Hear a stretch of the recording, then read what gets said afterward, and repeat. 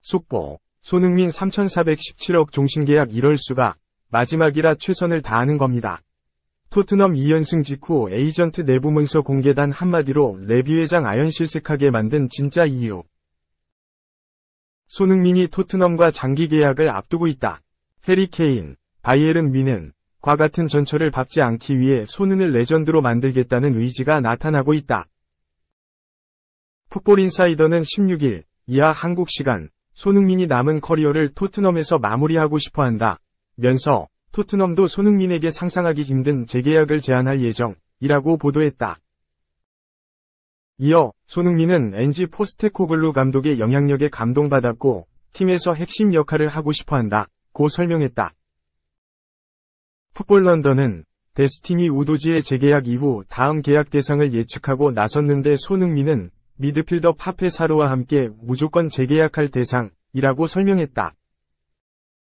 따라서 오는 2025년 6월까지 토트넘과 계약된 손흥민은 1년 옵션에 이어 장기 계약을 체결할 가능성이 높다.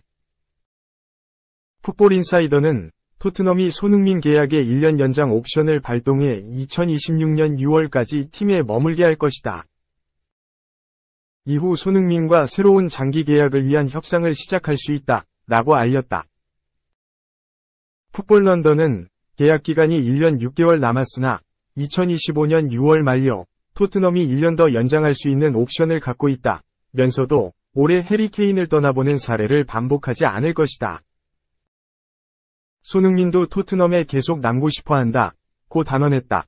토트넘은 해리 케인과 같은 결과를 얻지 않겠다는 의지가 강한 것. 토트넘은 여름 이적 시장을 통해 울며 겨자 먹기로 팀의 에이스인 해리 케인을 바이에른 뮌헨으로 떠나보냈다. 바이에른 뮌헨은 여름 내내 케인 영입에 사활을 걸었다. 2021-2022 시즌을 앞두고 떠난 로베르트 레반도프스키의 공백을 메우기 위해서다. 아쉬운 공격진으로 지난 시즌에 돌입했던 바이에른 뮌헨은 독일 분데스리가 마지막 라운드에서 도르트문트를 제치고 겨우 역전 우승을 차지했다.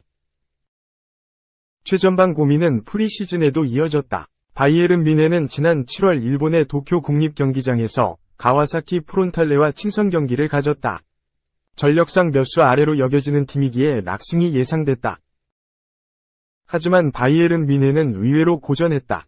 특히 골 결정력에 문제를 드러내며 많은 기회를 살리지 못했다.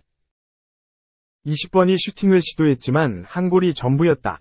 마티스 텔과 아리온 이브라히모비치 등의 젊은 공격수들은 기회를 살리지 못했다. 바이에른 뮌헨은 1에서 0으로 승리했다. 따라서 바이에른 뮌헨은 케인 영입에 더 힘을 쓸 수밖에 없었다.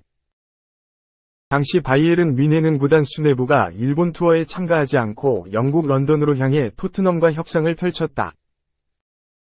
치열한 협상 끝에 1억 파운드, 1644억 원, 위 이적료를 지불하며 바이에른 뮌헨이 케인을 품었다.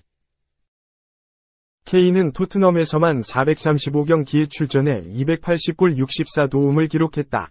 프리미어리그 득점왕만 3번을 차지했으며 프리미어리그 213골로 역대 두 번째로 가장 많은 골을 넣은 선수다. 여기서 다가 아니다. 지난 시즌 토트넘이 부진을 거듭하며 리그를 8위로 마친 사이 케인은 홀로 리그 30골을 넣으며 제 역할을 톡톡히 했다. 팀의 부진에도 꾸준히 활약을 펼칠 수 있는 공격수였다. 케인이 떠나기를 원했고 바이에른 뮌헨이 영입했다. 우승 때문이었다. 토트넘은 케인을 1군에 데뷔시킨 이후 단 한 번도 공식 우승컵을 들어올린 적이 없다. 2018에서 2019 시즌 유럽축구연맹 챔피언스 리그 결승까지 올라갔지만 리버풀에 밀려 준우승에 그쳤다. 게다가 지난 시즌의 부진이 결정적이었다. 리그 성적을 8위로 마감한 토트넘은 우승은커녕 다가오는 시즌 유럽 클럽 대항전에 참가할 수 없다. 우승컵을 갈망하던 케인의 마음에 변화가 생긴 계기였다. 재계약에 실패한 토트넘은 어쩔 수 없이 케인의 이적을 허락했다. 이번 시즌도 케인과 함께했다면 시즌 종료 후 자유계약으로 이적료 없이 케인을 풀어줘야 했다. 케인 정도 되는 선수를 공짜로 내보내는 것은 구단 입장에서 큰 손해다. 이러한 상황을 인지한 조 루이스 구단주가 나섰다. 레비 회장에게 케인 매각을 지시한 것이다. 결국 토트넘은 어느 정도의 수익을 바랄 수밖에 없었고 바이에른 뮌헨과 협상에 울며 겨자먹기로 응했다. 그리고 케인은 결국 바이에른 뮌헨으로 이적했다. 이적 후 세계 최고의 스트라이커답게 적응기 없이 완벽한 활약을 펼치고 있다. 케인은 이번 시즌 모든 대회 20경기에 출전했는데 22골과 8개의 도움을 기록했다. 프리미어리그 최고의 공격수다운 활약이다. 손흥민은 2015년 토트넘에 입단했다. 389경기에 출전해 155골을 넣었다. 구단 역대 득점 6위로 5위 클리프 존스 159를 맹추격 중이다. 역사도 새로 썼다. 손흥민은 아시아 선수 최초로 골든부트를 들어올렸다. 2021에서 2022 시즌 23골을 터뜨리며 모하메드 살라, 리버풀과 공동 수상했다. 손흥민은 프리미어리그 38라운드 최종전에서 멀티골을 넣으며 극적인 득점왕에 올랐다. 지난 시즌에는 부상 악재를 딛고 기어이 두 자릿수 득점에 성공했다. 손흥민은 유럽축구연맹, 우에파, 챔피언스리그, UCL, 마르세유전 도중 안아골절로 쓰러졌다. 2022 카타르 월드컵 출전을 위해 빠르게 회복하더니 프리미어리그에서 기어이 10골을 넣었다. 7시즌 연속 두 자릿수 득점이었다. 올 시즌은 유독 득점 페이스가 빠르다. 포스테코글루 감독 특유의 공격 축구와 결이 맞다. 손흥민은 이미 10골을 넣으며 8시즌 연속 두 자릿수 득점에 성공했다. 득점 선두 엘링 홀란, 맨체스터 시티 14골, 2위 살라, 리버풀 11골을 맹추격 중이다. 뉴캐슬 유나이티드전에서 맹활약을 펼쳤다. 손흥민은 전반전에만 2개의 도움을 기록했다. 데스티니 우도기 21가 손흥민의 패스를 받아 토트넘 데뷔골을 넣었고 히샤를리송 26 약 한 달 만에 골맛을 봤다. 손흥민은 후반전 본인이 얻어낸 페널티킥을 직접 마무리하며 10호 골을 쐈다. 만약 손흥민이 재계약을 체결한다면 또 다른 대기록에 도전하게 된다. 맨체스터 유나이티드 전설 웨인 루니는 11시즌 연속 두 자릿수 득점을 넣었다. 프랭크 램파드 10시즌, 해리 케인과 세르히오 아구에로 이상 9시즌가 뒤를 잇는다. 손흥민과 티에리 앙리, 사디오 마네가 8시즌 연속 두 자릿수 득점에 성공한 상황이다. 프리미어리그에 계속 발자취를 남기고 있다. 손흥민은 프리미어리그 통산 113골로 아스널 레전드 이안 라이트 113골과 함께 역대 득점 공동 23위다. 라힘 스털링과 스티븐 제라드 이상 120골을 뒤쫓고 있다. 손흥민의 역대 도움은 통산 56개로 트렌트 알렉산더 아놀드, 리버풀, 에릭 칸토나 등과 함께 공동 29위다. 역사를 계속 써내려가고 있다. 손흥민은 포스테코글루 감독 체제에서 위고 요리스 36위 주장직을 이어받았다. 토트넘 역사상 첫 아시아 캡틴이다. 차기 주장으로 유력했던 해리 케인은 바이에른 뮌헨으로 떠났다. 손흥민의 어깨가 무거워질 수밖에 없었다. 포스테코글루 감독은 신인 미드필더 제임스 매디슨과 수비수 크리스티안 로메로의 부주장을 맡겼다. 주장 완장을 찬 손흥민은 펄펄 날았다. 주로 측면에서 뛰던 손흥민은 히샬리송의 부진으로 중앙 공격수로 자리를 옮겼다. 우려를 뒤로하고 완벽하게 적응했다. 현지 매체는 손흥민이 케인의 부재를 완벽히 메웠다 라고 평하기도 했다. 가디언에 따르면 포스테코글루 감독은 좋은 공격수들과 함께할 수 있어서 행운이었지만 알다시피 손흥민은 프리미어리그 공격수들 중 모든 면에서 엘리트이다 라고 극찬했다.